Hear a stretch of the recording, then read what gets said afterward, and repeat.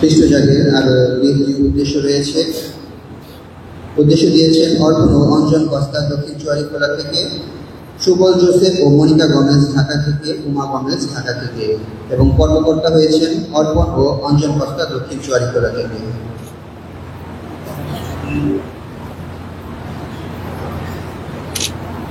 পিতা ও পুত্র পবিত্র আত্মার নামে। আমাদের প্রভু যীশু খ্রিস্ট অনুগ্রহ, পিতা পরমেশ্বরের প্রেম এবং পবিত্র আত্মার একাত্মতা আপনাদের সকলের মধ্যে বিরাজ করুক। শ্রদ্ধেয় স্নেহের প্রিয়জনেরা, অন্তর্গভীর বিশ্বাস, ভক্তি, ভালোবাসা নিয়ে আমরা পবিত্র খ্রিস্টজাগে মিলিত হয়েছি। আমরা আজকে খুবই আনন্দিত যে আমাদের এই গির্জার প্রতিপালিকা স্বর্গান্বিতা মা মারিয়ার পার্বণ আমরা পালন করছি। মা মারিয়া স্বর্গে উন্নীত হয়েছে, আর তিনি আমাদের আহ্বান জানাচ্ছেন তার সন্তান হিসাবে আমরা যেন স্বর্গে যাই।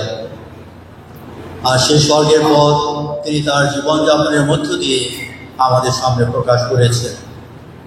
তার জীবনে সেই বিনম্রতা, তার সেই ধার্মিকতা, তার সেই পূর্ণ পবিত্র জীবনযাপন, তার সেই আধ্যাত্মিক অনুশীলনী এবং এগুলোর মধ্য দিয়ে তিনি যে পবিত্রভাবে জীবনযাপন করেছেন, সেই পবিত্রভাবে জীবনযাপন করার মধ্য দিয়ে আমরা আসলে সেই স্বর্গীয় পথে বিচরণ করতে পারি। কিন্তু আত্মমন পরীক্ষা করার মধ্য দিয়ে আমরা আবিষ্কার করি যে যাত্রাপথে নানাবিধ সমস্যা, সংকট, নানাবিধ পরীক্ষা প্রলোভন এবং পাপে আমরা নিমজ্জিত। বিশেষভাবে আমাদের স্বার্থপরতা দিয়ে, আমাদের পরচর্চা দিয়ে এবং সেই নিজেকে জাহির করার প্রবণতা প্রকাশ করার মধ্য দিয়ে আমরা যেভাবে ঈশ্বরের কাছ থেকে বিচ্ছিন্ন হয়েছি, একইভাবে আপনার কাছ থেকেও অনেকবার আমরা দূরে সরে গিয়েছি। প্রিয়জন, আসুন খ্রিস্ট জায়গার প্রারম্ভে অনুতপ্ত চিত্তে আমরা আমাদের পাপ স্বীকার করি, যেন আজকের এই পূর্ণ যজ্ঞ রহস্য উদযাপন করার যোগ্য হয়ে উঠি।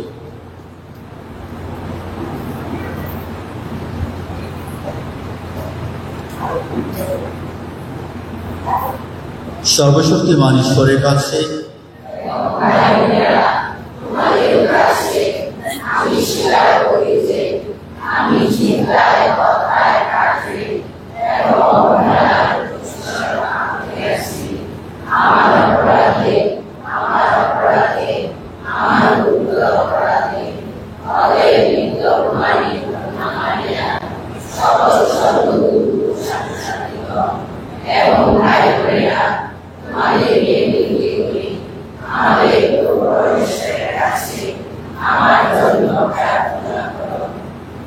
সর্বশক্তিমান ঈশ্বর আমাদের প্রতি সদয় হন, আমাদের পাপ ক্ষমা করুন এবং শাশ্বত জীবনে আমাদের আনয়ন করুন।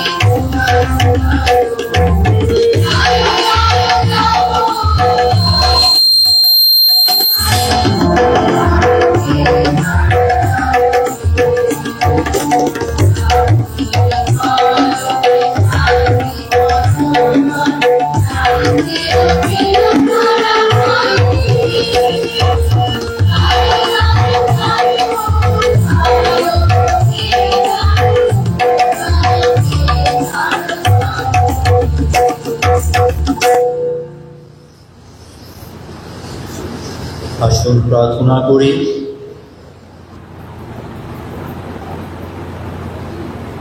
হে স্বর্গনিবাসী পিতা, সর্বজীবনের উৎস তুমি, সর্বপুণ্যের নির্ভর তুমি, সৃষ্টির সবার কণ্ঠে বন্দনীয় তুমি।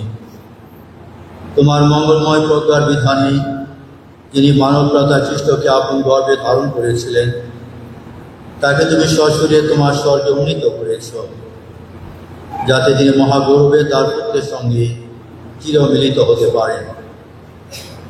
আশীর্বাদ করো, আমি যেন তারই মতো আমাদের দৈনন্দিন জীবনে তোমার পবিত্রতা মূর্ত করে তুলতে পারি, তারই সঙ্গে চিরকাল তোমার মহিমা গান দিয়ে চলতে পারি। তোমার কাছে মিনতি জানাই, পবিত্র আত্মার সংযোগে তোমার সঙ্গে জীবনময় সমৃদ্ধ স্বরূপে যুগে যুগে বিরাজমান আমাদের প্রভু যীশু খ্রিস্টের নামে।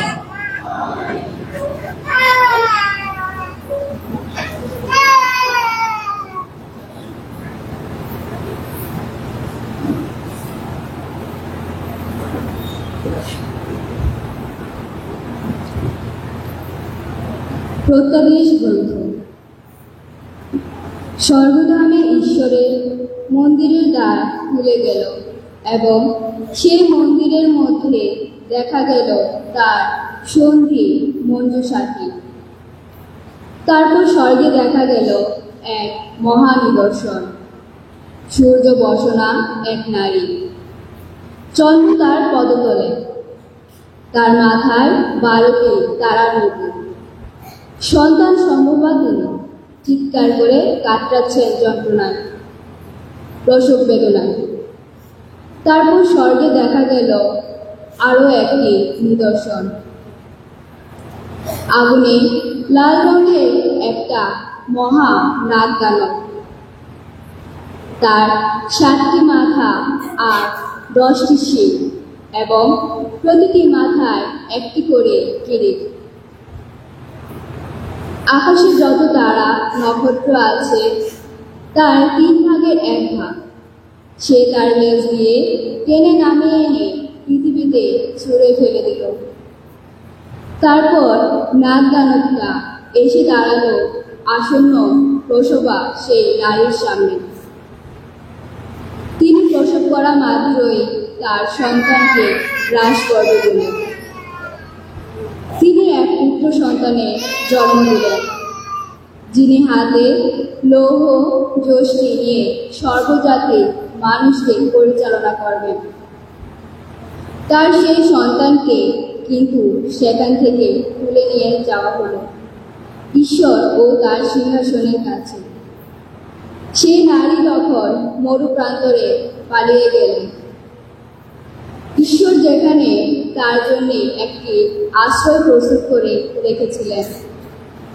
পরে আমি শুনতে পেলাম স্বর্গে কার যেন উদাত্ত কণ্ঠস্বর বলে উঠল, এই তো আমাদের ঈশ্বরের সেই প্রাণকর্মের সময়, এই তো তার শক্তি ও রাজত্ব প্রতিষ্ঠার সময়, তার অভিষিক্ত খ্রিস্টের কর্তৃত্ব প্রতিষ্ঠারই সময়।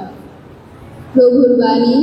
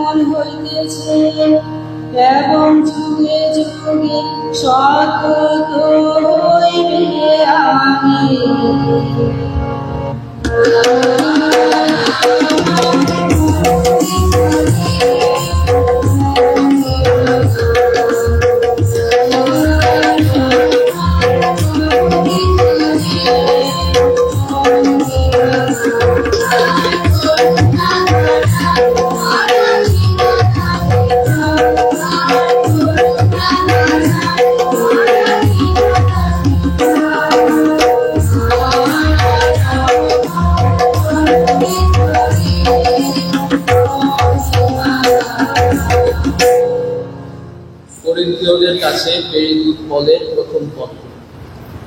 প্রিয়জনেরা, খ্রিস্ট মোদের মধ্য থেকে পুনরুত্থিতই হয়েছে, শেষ নিদ্রায় নিদ্রিত হয়েছে যারা, তিনি তাদের মধ্যে যেন নতুন ফসলের সেই প্রথম অংশেরই মতো।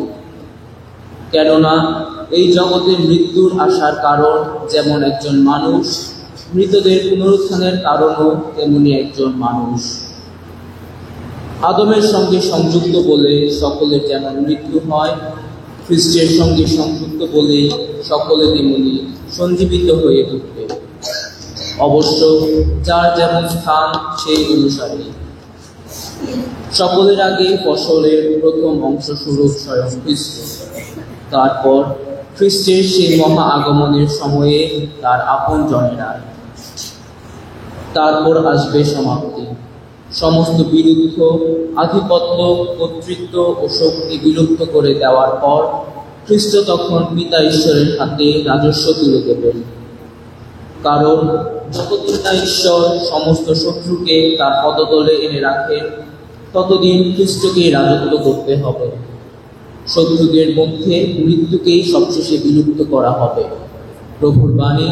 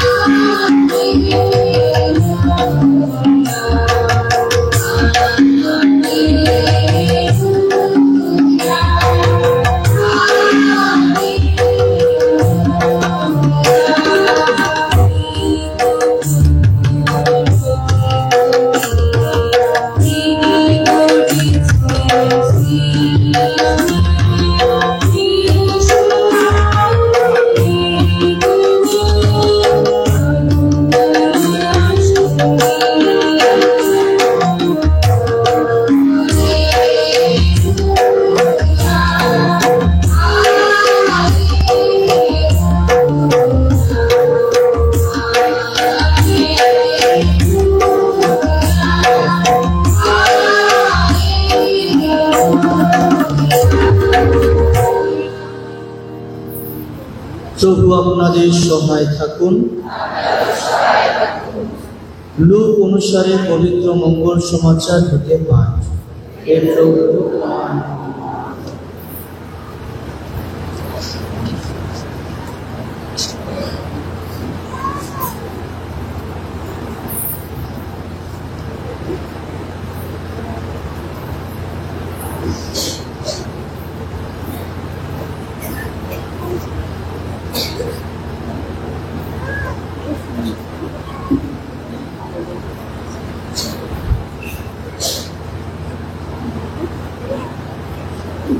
ত্রাণকর্তার আগমনের সংবাদ পাওয়ার পর মারিয়া বাড়ি ছেড়ে পার্বত্য অঞ্চলে জুদা প্রদেশের একটি শহরের দিকে তাড়াতাড়ি হেঁটে চললেন। সেখানে জাকারিয়ার বাড়িতে ঢুকে তিনি এলিজাবেথকে প্রীতি সম্ভাষণ জানালেন।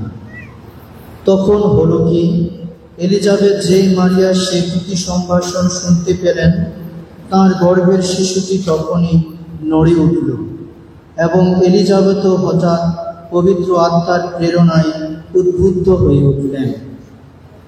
তিনি উচ্চ কণ্ঠে বলে উঠলেন, আহা, সকল নারীর মধ্যে ধন্য তুমি, আর ধন্য তোমার গর্ভফল। আমার এমন সৌভাগ্য হলো কি করে যে আমার প্রভুর মা আমার কাছে এসেছে। দেখো তো, তোমার প্রীতি সম্ভাষণ যেই আমার কানে এলো, অমনি আমার গর্ভের শিশুটি আনন্দে নড়ে উঠল। আহা, ধন্য সেই নারী যে বিশ্বাস করেছে যে প্রভুর নামে তাকে যা বলা হয়েছে তা সত্য হয়ে উঠবে। মারিয়া তখন বলে উঠলেন, আমার অন্তর গেয়ে ওঠে প্রভুর জয়গান। আমার পরিত্রাতা ঈশ্বরের কথা ভেবে প্রাণ আমার উল্লসিত। তাঁর এই দীনদাসীর দিকে মুখ তুলে চেয়েছেন তিনি। আজ থেকে যুগে যুগে সকলেই ধন্য ধন্য বলবে আমায়। আহা, আমার জন্য সর্বশক্তিমান কত মহান কাজই না করেছেন। পুণ্য, আহা, পুণ্য তাঁর নাম। যুগে যুগে তাদেরই তো দয়া করেন তিনি, যারা তাকে সম্ভ্রম করে। তিনি তো আপন হাতে বিপুল শক্তির কীর্তি সাধন করেছেন। গর্বিত হৃদয় যারা, তাদের তিনি চারদিকে তাড়িয়ে দিয়েছেন। যত নিপ্রতিকে সিংহাসন থেকে নামিয়ে এনেছেন, আর দীন মানুষকে তিনি বসিয়েছেন উচ্চ আসনে। ক্ষুধার্তকে পরম দানে পরিতৃপ্ত করেছেন তিনি, ধনশালীকে ফিরিয়ে দিয়েছেন শূন্য হাতে। আমাদের পিতৃপুরুষদের কাছে তাঁর সেই প্রতিশ্রুতি রক্ষা করে তিনি তার সেবক ইসরায়েলের সহায় হয়েছেন। স্মরণে রেখেছেন আব্রাহাম ও তার বংশের প্রতি তাঁর সেই চিরন্তন করুণার কথা। মারিয়া এলিজাবেথের কাছে প্রায় 3 মাস রইলেন। তারপর তিনি আবার নিজের বাড়িতে ফিরে গেলেন।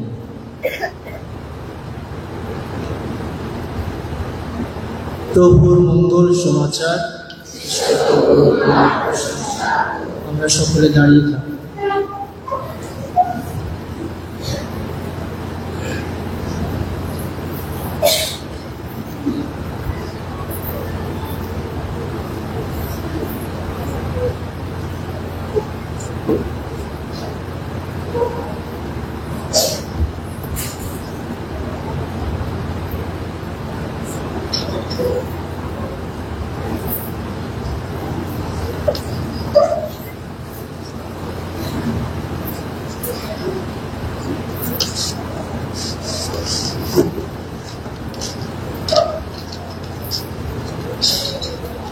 শ্রদ্ধেয় স্নেহের প্রিয়জনেরা, যে আশীর্বাদ করার পর এবার প্রথমবারের মতো এই পর্বোৎসবে নতুন গির্জায় উদযাপন করা হচ্ছে। গত বছর আমার মনে আছে এই পর্ব উপলক্ষে আমি এসেছিলাম এবং এই স্কুল ঘরে সেখানে পর্ব উদযাপন হয়েছে এবং আজকে এই সুন্দর গির্জায় সুন্দর আসন আমরা পেয়েছি, সেখানে নিচে বসতে পেরেছি। আর এই অবস্থায় এখানে পর্বে খ্রিস্টজাগে আমরা অংশগ্রহণ করছি। তা আমি ঈশ্বরকে ধন্যবাদ জানাই যে সুন্দর একটা গির্জাগুলো আমরা পেয়েছি এবং এই মরণ পরিবেশে ঈশ্বর উপাসনা এখানে আমরা করতে পারছি। যারা এই গির্জার ক্ষেত্রে বিভিন্নভাবে অবদান রেখেছেন, আমাদের গ্রামবাসী, গ্রাম থেকে যারা বিভিন্ন জায়গায় আছে, যারা কর্মরত, তারা ধর্মপল্লী ফাদারগণ এবং সিস্টার এবং বিভিন্ন ব্যক্তিবর্গ যারা নানাভাবে সহায়তা করেছেন, তাদেরকে আমরা কৃতজ্ঞচিত্তে স্মরণ করি। বিশেষভাবে ফাদার জেকব স্বপন গমেজ শেষান্তে এই গির্জার সমাপনী কাজ করেছেন এবং উদ্বোধনী যে কাজ তাও তিনি সম্পূর্ণ করেছেন এবং আজকে আমাদের সঙ্গেও এই পর্বোৎসবে যোগদান করছেন। প্রিয়জনেরা, একবার একটা কাহিনী শুনেছিলাম এরকম যে একজন দিদিমণি ধর্ম ক্লাস নিচ্ছেন, আর ধর্ম ক্লাসে তিনি ছেলে মেয়েদের স্বর্গ আর নরক সম্বন্ধে শিক্ষা দিচ্ছিলেন, সহভাগিতা করছিলেন। আর তিনি ছেলে মেয়েদের বললেন যে আমরা যদি স্বর্গে যাই তাহলে আমরা স্বর্গদূতের মতো হব। আর ক্লাসে একটা স্বর্গদূতের মূর্তি ছিল, সেটা তিনি দেখিয়ে বললেন যে আমরা যদি স্বর্গে যাই তাহলে স্বর্গদূতের মতো হব। তারপরে তিনি ছেলে মেয়েদের জিজ্ঞেস করলেন, তোমরা কি স্বর্গে যেতে চাও? সবাই হাত উঠালো, মনে করলো যে হতে পারে আগামী সপ্তাহে তাদেরকে পিকনিকে নিয়ে যাওয়া হবে স্বর্গে। একটা ছেলে হাত উঠায়নি। দিদিমণি অবাক হলেন যে সবাই হাত উঠিয়েছে, সবাই স্বর্গে যেতে চায়, সেই ছেলে হাত উঠায়নি। তখন সেই দিদিমণি ছেলেকে জিজ্ঞেস করলেন, বাবু তুমি কি স্বর্গে যেতে চাও না? কই না দিদিমণি, আমি স্বর্গে যেতে চাই না। দিদিমণি আরো অবাক বললো, কেন তুমি স্বর্গে যেতে চাও না? সে ছেলে বললো, দিদিমণি আপনি তো বলেছেন আমরা যদি স্বর্গে যাই তাহলে আমরা স্বর্গদূতের মতো হব, আর যদি স্বর্গদূতের মতো হই তাহলে তো আমার পাখা হবে, মূর্তির মধ্যে পাখা আছে, আর যদি পাখা হয় তাহলে আমার বাবা একটা সুন্দর শার্ট কিনে দিয়েছে, সেটা তো আমি আর করতে পারবো না। ছোট ছেলে তার চিন্তা যে তার বাবা একটা শার্ট দিয়েছে, সেই শার্টটা সে পরতে চায়, কিন্তু তার যদি পাখা হয় স্বর্গদূতের মতো তাহলে তো সে সেটা পড়তে পারবে না। আর তাই সে চিন্তা করলো যে আমি আসলে স্বর্গে যেতে চাই না। প্রিয়জনেরা, একটা ছোট ছেলের স্বর্গে যাওয়ার পিছনে বাধা হতে পারে তার জীবনের একটা আসক্তি, একটা শার্টের প্রতি। আমাদের জীবনেও আসলে বিভিন্ন জনের বিভিন্ন রকম আসক্তি রয়েছে, যা আমাদের স্বর্গীয় জীবন পথে চলতে বাধা স্বরূপ। মা মারিয়া স্বর্গে উন্নীত হয়েছেন এবং তিনি আমাদের মা, তিনি আমাদের আহ্বান জানান যেন আমরা স্বর্গে যাই এবং স্বর্গে অবদূতগণ সাধু সন্তদের সঙ্গে থাকি। কিন্তু আমাদের জীবনেও কোনো না কোনো বাধা রয়েছে, যা এই যাত্রাপথে আমাদের এই যাওয়ার ক্ষেত্রে প্রতিবন্ধকতা সৃষ্টি করছে। তাই পর্বসবে আমার মনে হয় তা আবিষ্কার করা এবং সেই বাধাগুলো আমাদের জীবন থেকে দূর করা একান্তই আবশ্যক, যেন মারিয়া যেভাবে স্বর্গে উন্নীত হয়েছেন আমরা তার সন্তান যেন একইভাবে স্বর্গে উন্নীত হতে পারি।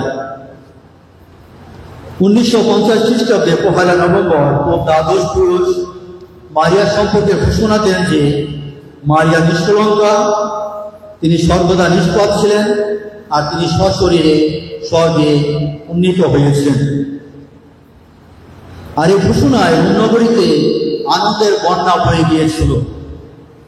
মানুষের প্রত্যাশারও আগে ছিল, মানুষ বিশ্বাস করত মা মারিয়া যিনি যিশুকে গর্ভে ধারণ করেছেন, যিনি নিষ্কলঙ্কা ছিলেন, যিনি পুতপবিত্রভাবে জীবনযাপন করেছেন, তিনি স্বর্গে উন্নীত হয়েছেন। কিন্তু মণ্ডলীর পক্ষ থেকে যখন সেই ঘোষণা দেওয়া হলো তখন মানুষ অনেক আনন্দ প্রকাশ করেছিল, কারণ সেটাই মানুষের আসলে প্রত্যাশা ছিল। কুমার মায়ের স্বর্গের ধারণাটি উন্মেষ হয় যিশুর পুনরুত্থানের আরো 12 বছর পর মারিয়ার মৃত্যুকে কেন্দ্র করে। তখন প্রেরিতরা প্রচার কার্যে ব্যস্ত, মারিয়ার সহায়তা তখন আর বেশি তেমন তার অনুভব করেনি। তাই মারিয়া যখন তার জীবনের শেষ লগ্নে তখন মায়ের শয্যা পার্শ্বে তার সকল প্রেরিত ও ভক্তজনের উপস্থিত ছিল। দুর্ভাগ্যবশত সাধু টমাস উপস্থিত ছিলেন না, তিনি প্যালেস্টাইনের বাইরে প্রচারের উদ্দেশ্যে ছিলেন। এবং তিনি তখন ফিরে আসলেন, তিনি অনুরোধ করলেন, এই মা, যে মা আমাদের প্রেরণা দিয়েছে, কষ্টের সময় যে মা আমাদের সঙ্গে ছিলেন, যিশুর সেই মৃত্যুর পরে আমাদের জীবনে যে ঘটনা ঘটেছিল তখন তিনি আমাদের পাশে ছিলেন, আর এই মায়ের মৃত্যুর যে মাকে আমাকে দেখতে হবে। এবং তার অনুরোধে তখন সেই কবর করা হলো এবং সবাই অবাক হলো যে মায়ের দেহ সেখানে নেই। আর তাই যারা বিশ্বাস করল যে এই মারিয়ারের পূর্ণ দেহ যিশু চাননি মাটিতে মিশে যান, তাই তিনি তার মাকে স্বর্গে উন্নীত করেছেন।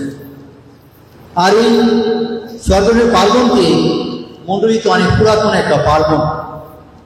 কথিত আছে যে পৃথিবীর বিভিন্ন প্রান্তে 6ষ্ঠ শতাব্দী থেকে এই পার্বণটি উদযাপিত হয়ে আসছে। তবে আনুষ্ঠানিকভাবে ডগমা হিসাবে, মণ্ডলীর শিক্ষা হিসাবে পোপ মহোদয় স্বীকৃতি দিয়েছেন 1950 খ্রিস্টাব্দে 1 নভেম্বর যে মা মারিয়া স্বর্গে উন্নীত হয়েছেন।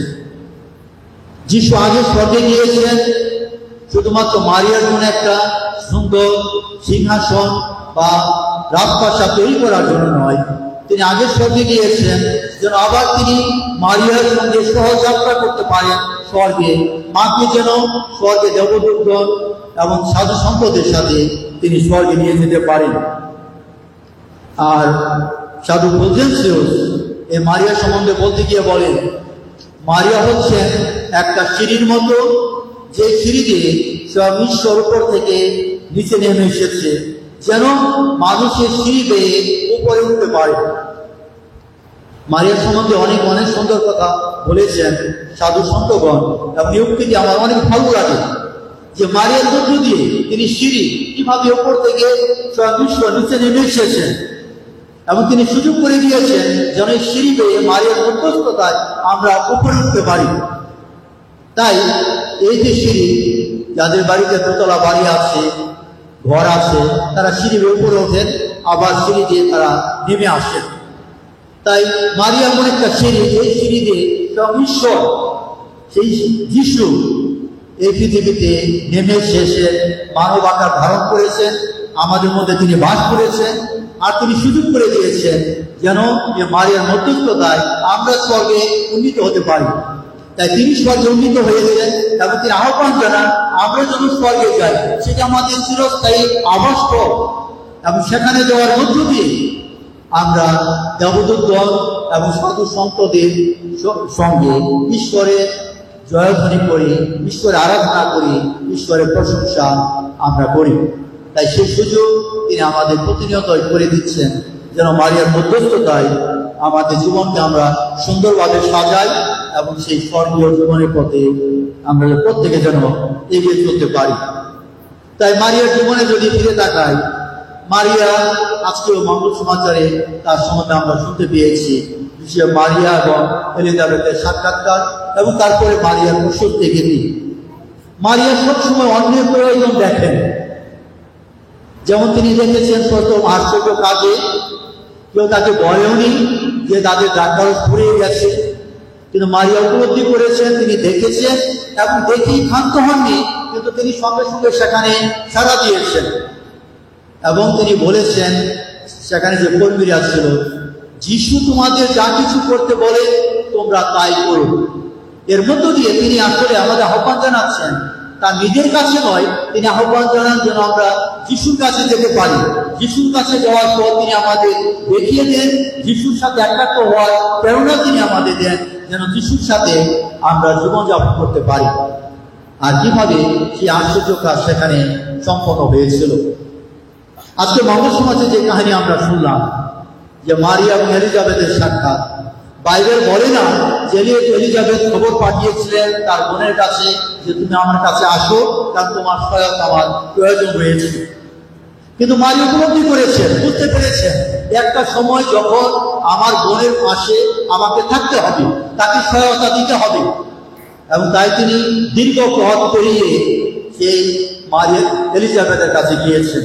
পাহাড় দুর্গম পথ পেরিয়ে তিনি সেখানে গিয়েছেন এবং 3 মাস তার বোনের সাথে তিনি থেকেছেন। মারিয়ার একটা প্রয়োজন ছিল তার আনন্দের সেই বার্তা, তার বোনের সাথে সহভাগিতার, এবং তার বোনেরও সহায়তা দরকার ছিল। ওই সময় যেহেতু তিনি সন্তান সম্ভব আছিলেন, যেন তাকে তার বোন সহায়তা করে।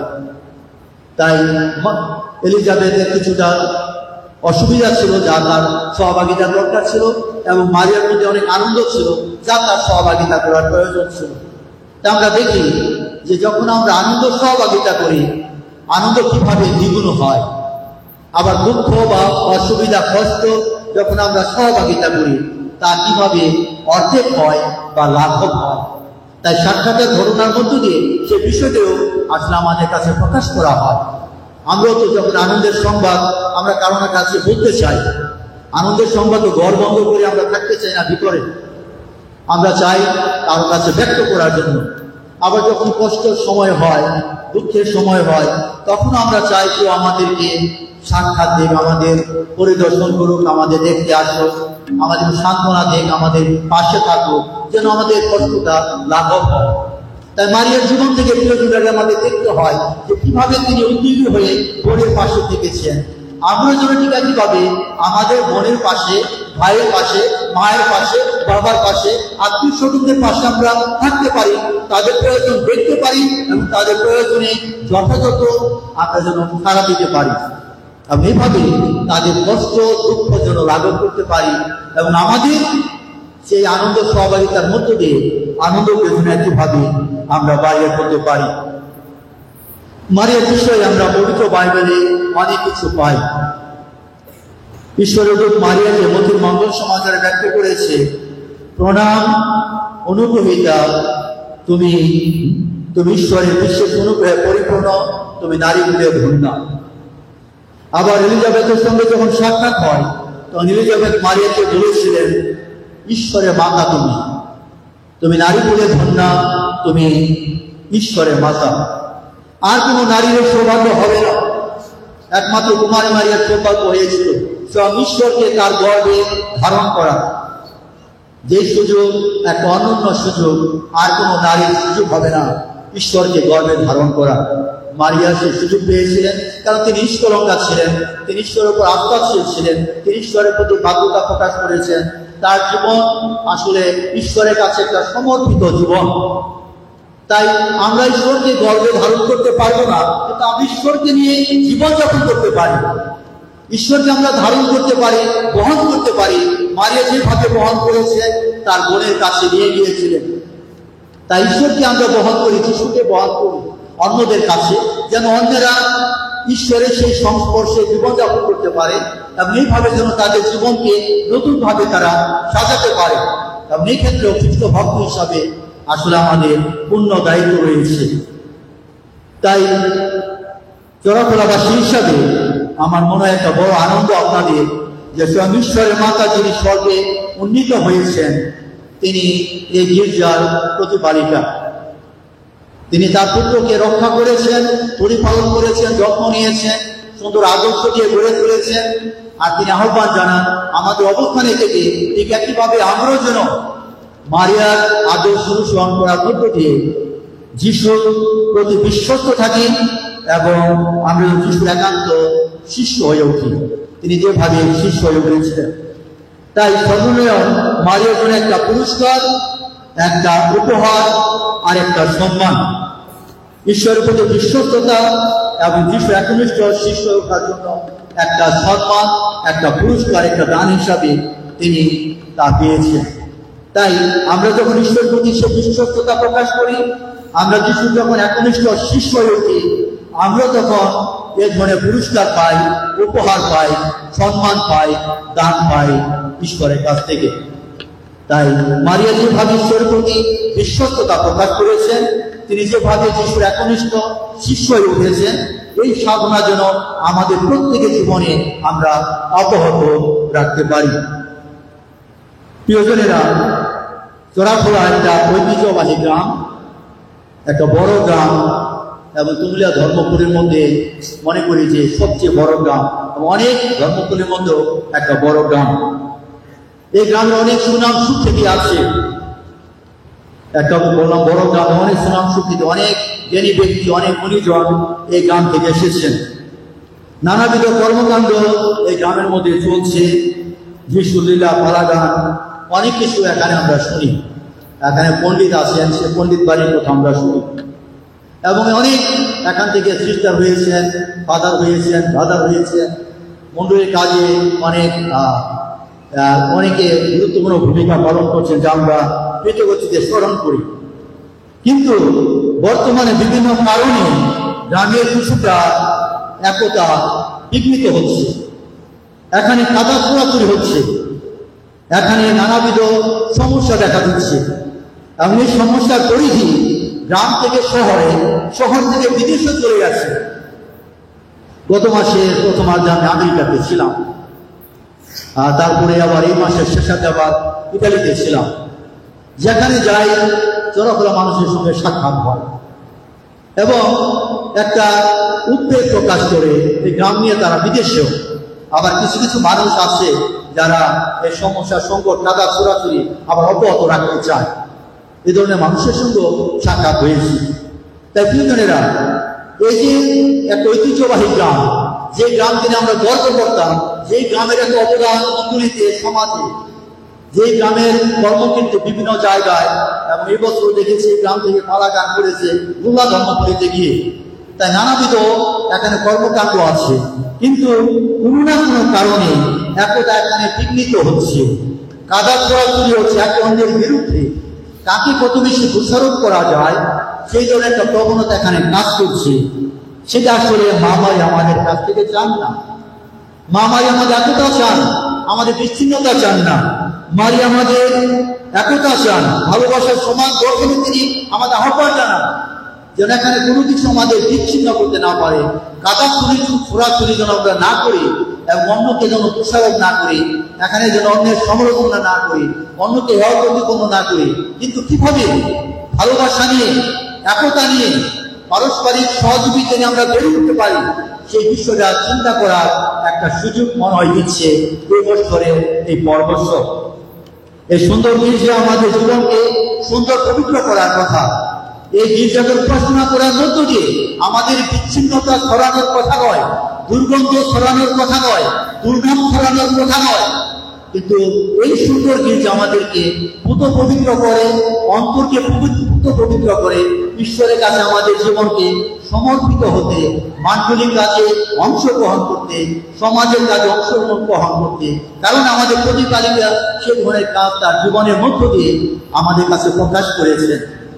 মারিয়া অন্যের প্রয়োজন দেখেছেন, তিনি সমালোচনা করেননি, তিনি তিরস্কার করেননি, তিনি ঘৃণা ছড়াননি, তিনি কাদা ছোড়াছুড়ি করেননি, কিন্তু তিনি প্রয়োজন দেখেছেন আর সে প্রয়োজনে তিনি সাড়া দিয়েছেন, যেন অন্যের মঙ্গল হয়, কল্যাণ হয়, আর ঈশ্বর যেন গৌরবান্বিত হন, ঈশ্বর যেন গৌরবান্বিত হন।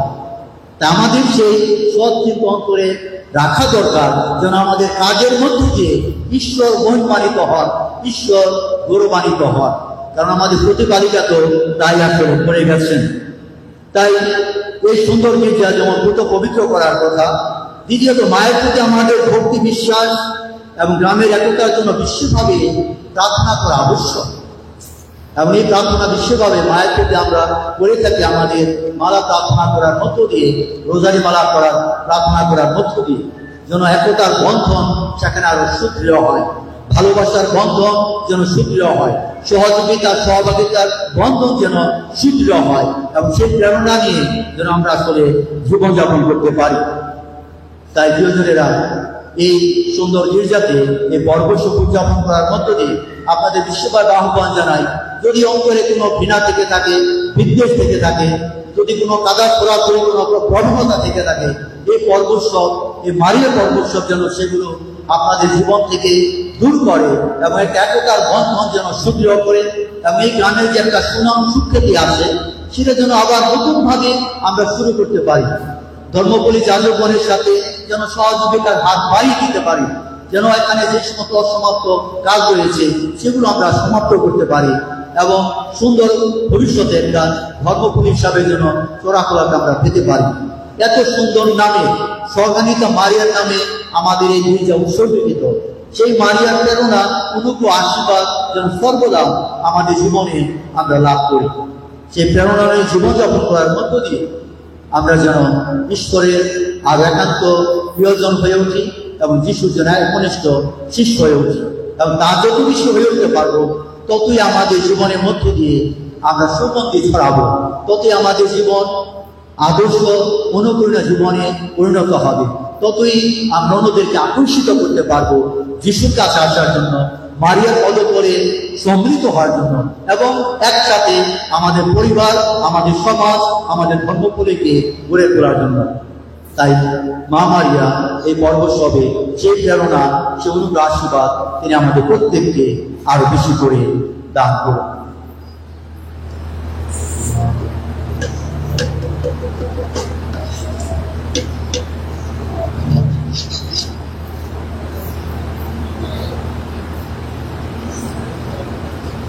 আমরা এখন দাঁড়িয়ে আমাদের বিশ্বাস স্বীকার করে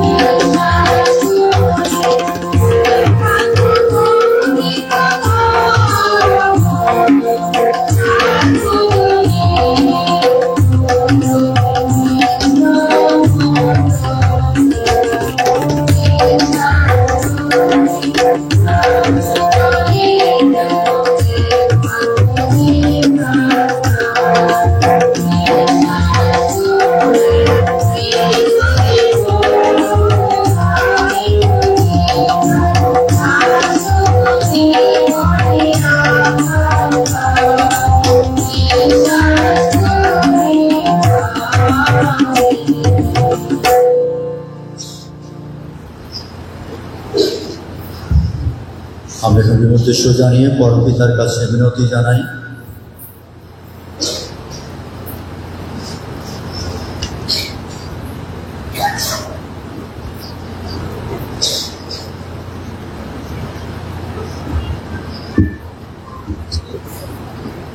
পিতা ঈশ্বর যেমন মা মারিয়ার জীবন আদর্শ ও কাজ দেখে তুষ্ট হয়ে তাকে সসম্মানে ও সশরীরে স্বর্গে নিয়ে গৌরবান্বিত করেছিলেন, তেমনি ঈশ্বর যেন আমাদের জীবন দৃষ্টান্ত দেখে ও প্রসন্ন হয়ে জীবনান্তে আমাদেরকেও গৌরবান্বিত করেন।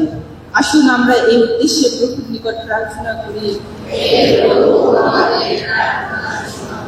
দিনহীনা দাসীর ন্যায় কুমারী মারিয়া যেমন ঈশ্বরের ইচ্ছাকে পালন করার জন্য বাধ্যতা, নম্রতা ও বিশুদ্ধতার ব্রত গ্রহণ করেছিলেন, তেমনি প্রতিটি খ্রিস্টীয় পরিবার, বিশেষ করে যারা ধর্মীয় জীবনে প্রবেশ করেছেন, তারা যেন তাদের জীবনকে সার্থক ও সুন্দর করে গড়ে তোলার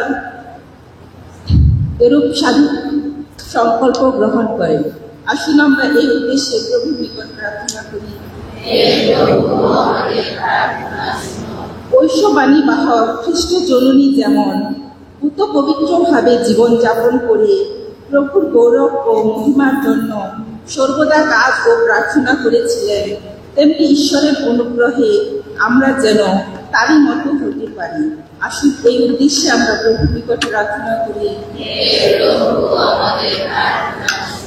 প্রার্থনা করি আমাদের গ্রামের শান্তি, একতা, মিলন ও ভ্রাতৃত্ব যেন প্রতিটি পরিবারে মা মারিয়ার আশীর্বাদে প্রতিটি মানুষের মনে প্রদীপের ন্যায় আলোকিত হয়। আসুন এই উদ্দেশ্যে আমরা প্রভুর নিকট প্রার্থনা করি। আজকের খ্রিস্ট জাগে আরো একটি উদ্দেশ্য রয়েছে। মনীন্দ্র বিশ্বাস ঢাকা থেকে, সেই সঙ্গে কর্মকর্তা হয়েছে মনীন্দ্র বিশ্বাস ও শৈলেন হালদার।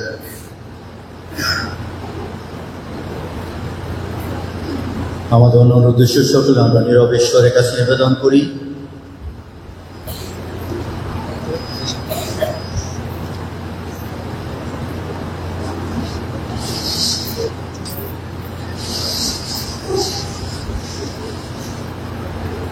মহরময় পিতা পরমেশ্বর, তোমাদের বিশ্বাস ও প্রত্যাশা রেখে আজকে এই পূর্ণভোজে অংশগ্রহণ করে আমরা আমাদের প্রার্থনা সকল তোমার কাছে নিবেদন করেছি। তাছাড়া আমাদের মতো অনেক প্রার্থনা রয়েছে, সবই তুমি জানো। সদয় আমাদের ব্যক্ত সমস্ত প্রার্থনা তুমি আমাদের মঙ্গলার্থে এবং তোমার মহিমা প্রীতিকল্পে পূরণ করো। প্রাণদাতা প্রভু যীশু খ্রিস্টের নামে।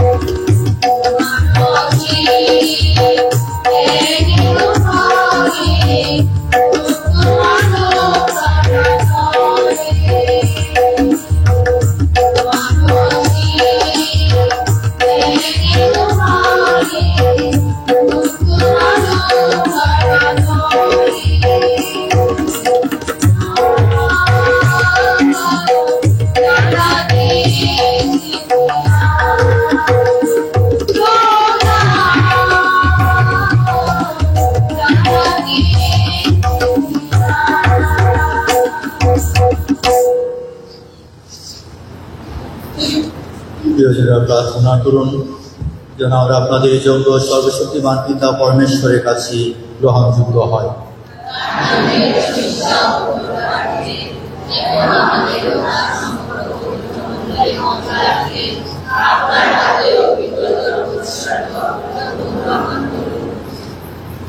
হে পরমেশ্বর, আমাদের প্রার্থনা সর্বান্বিত মারিয়ার প্রার্থনার সঙ্গে মিলিত হয়ে প্রথমে উঠে গিয়ে তোমার চরণ স্পর্শ করো।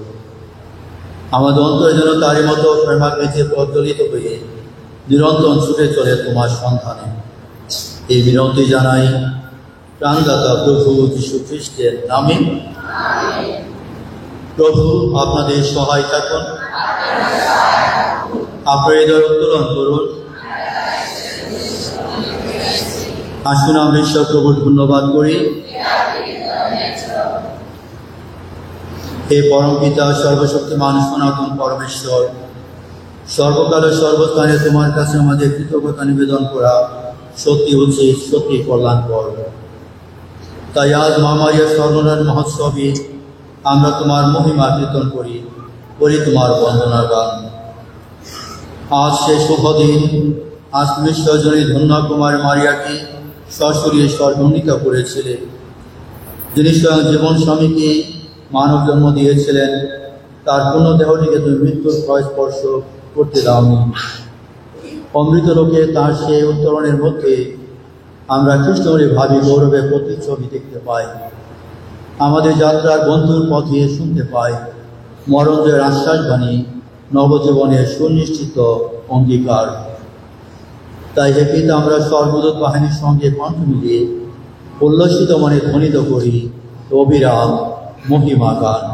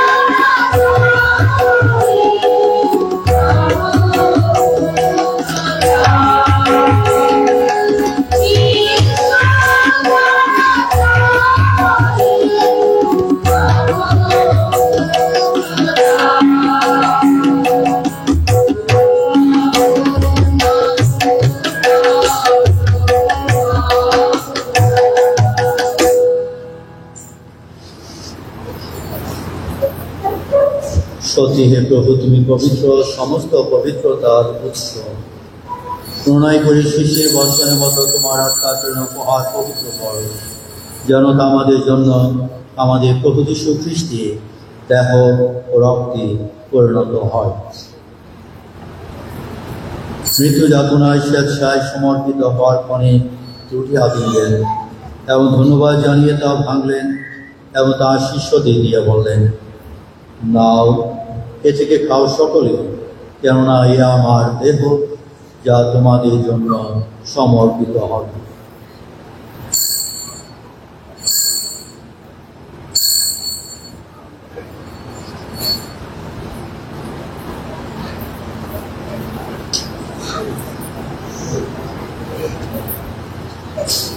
তেমনি ভাবে সান্ধ্যভোজের পরে তিনি পান পাত্রে নিলেন, পুনরায় তোমাকে ধন্যবাদ জানিয়ে তার শিষ্যদের দিয়ে বলেন, নাও, এ থেকে পান করো সকলে, কেননা এ রক্তের পান পাত্র, নতুন ও শাশ্বত সন্ধি রক্ত, যা তোমাদের অনেকের জন্য পাপ মোচনের উদ্দেশ্যে পাতিত হবে।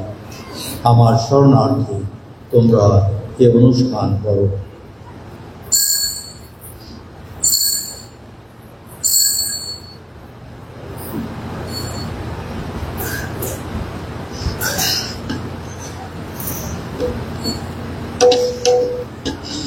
আসুন বিশ্বাসের রহস্য ঘোষণা করি।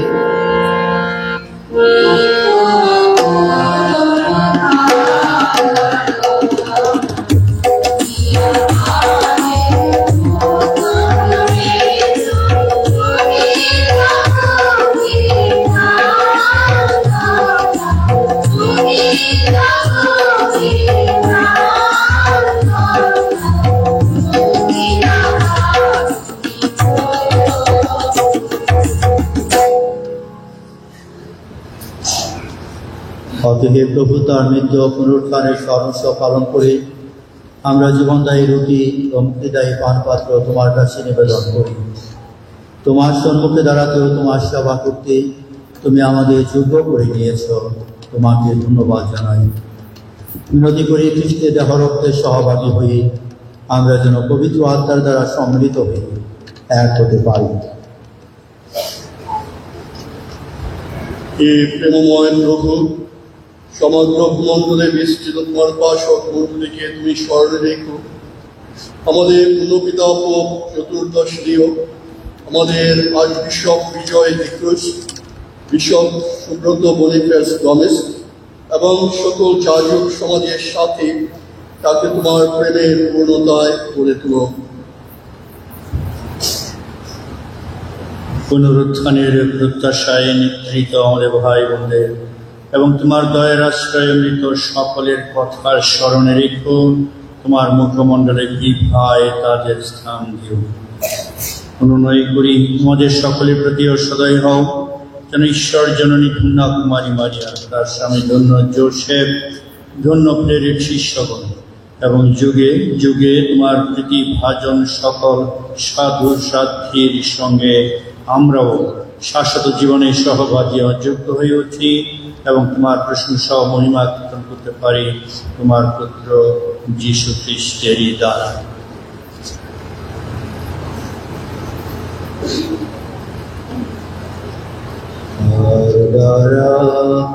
তার সঙ্গে তাই পথে পবিত্র আকাশ সংযোগে সর্বশক্তিমান পিতা পরমেশ্বর সমস্ত তোমারি সমস্ত মহিমা যুগান করে।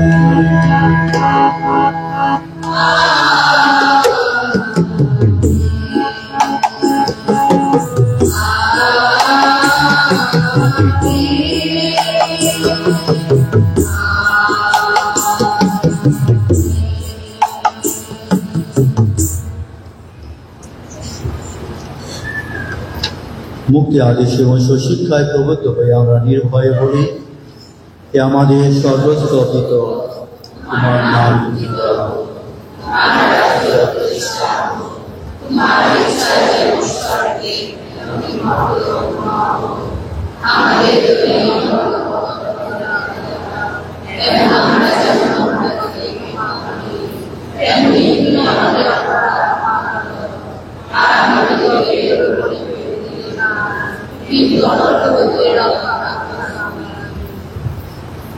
এই প্রণয় করে সকল অনর্থ হতে আমাদের রক্ষা করো। রসনের প্রথম আমাদের শান্তি প্রদান করো, যেন তোমার করুণার উপর নির্ভর করে আমরা পাপ থেকে সর্বদা মুক্ত এবং সমস্ত সংকট থেকে নিরাপদে থাকি। আমরা রয়েছি সে পূর্ণ আশায় এবং আমাদের মুক্তিদাতা যীশু খ্রিস্টের আগমনের প্রতীক্ষায়।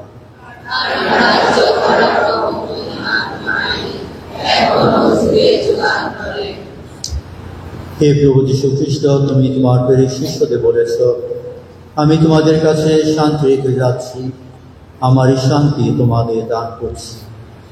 আমাদের পাপের প্রতি নয়, বরং তোমার মণ্ডলীর বিশ্বাসের প্রতি দৃষ্টিপাত করো। দর্শনে তোমার ইচ্ছা অনুসারে তাকে শান্তি একতা প্রদান করো। তুমি জীবিত আছো, রাজত্ব করছো যুগে যুগান করে। প্রভুর শান্তি সর্বদা আপনাদের সকলের মধ্যে বিরাজ করুক। পরস্পরকে শান্তি প্রদান করে সৃষ্টির শান্তি।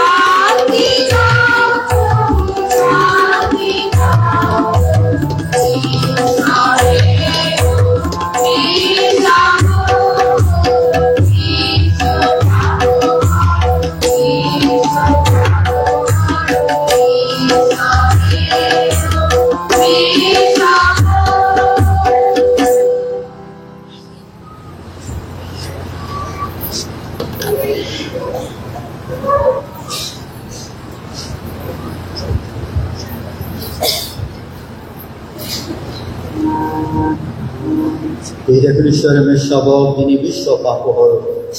ধন্য তারা যারা মেষশাবকের ভোজে নিমন্ত্রিত।